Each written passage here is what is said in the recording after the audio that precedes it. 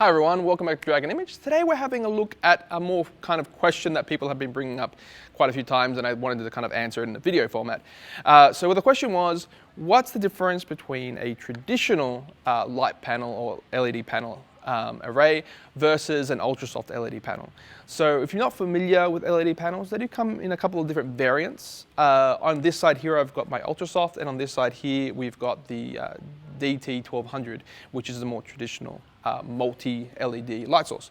So the main difference between the two is the way that light appears to come out of them. So on this side here, this panel appears as a single large square illumination. This is important because it makes it more comfortable for the viewer who's standing in front of the light source, but also produces a single shadow and a single kind of look. Whereas on this side, this particular panel is designed with 1200 individual light sources. These light sources each combine to give you a full output, very equivalent to one of these, but the difference is that each one of those light sources is still an individual light source. So unlike this one, which appears as a single light source, this can actually create multi-shadowing up to 1200 individual shadows. Most of the time you won't notice them because they're so close together and so fine, but from my point of view as a subject standing in front of this, that means that I get a burnt-in effect of multiple LEDs. There are upsides to a light like this, and there are downsides to a light like this, and vice versa. So let's go have a closer look. Okay, so in this part of the video, we're actually going to be comparing the quality of the light that's coming out of both LEDs. So on this side, I've got my traditional one, and on this side, I've got my Ultrasoft. So straight away, 99 is the max power level for this light, and 5600 is the color temperature. And I've done the same on the opposite side, so 5600, 100%. Okay, so they're both set up. And what we'll do is we'll turn this light off, and then I'll get in front of them and we'll talk about the characteristics of that light itself. Okay, so off, great. Okay, so the first thing you'll notice when kind of comparing the two lights is that this light on this side appears to be stronger. That's only when measuring at a distance. So the actual light itself is approximately 4 meters away from this back wall. So traditional LEDs being a little bit more aggressive and not being as soft means that you can throw light further. So if you're ever in a situation where the light source is going to be a bit further away and you need to compete with, for instance, daylight, these type of LEDs are probably more suited to that use because the LEDs themselves are a little bit less narrow, so they only have, for instance, a 60-degree spread versus a 175-degree spread, the one next door, which means that the light is being compressed and is thrown further. One of the things you'll notice straight away is you can see the harsher shadows that are being produced by this chair, and also the lack of spread on the floor. So if you have a look in front of me here, you'll see that very little light is going onto the floor, and as I step forward, you'll see that the light hitting me kind of cuts off quite abruptly. Okay? So on the opposite side, we've got the opposite effect. So as I step backwards, you'll see that I'm actually being lit a lot further forward than I was on the opposite side.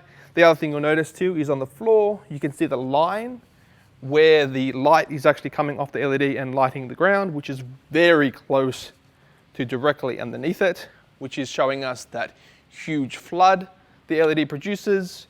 You will notice that because it's a flood and because it's so soft, the light is falling off significantly faster.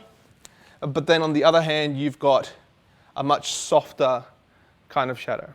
And so they're the kind of quality. So even though both lights technically have the same output, the actual amount of light that's hitting me is different depending on the distance I am from the light source itself. So that's one of the other things to consider. Now let's have a look at how they affect the subject.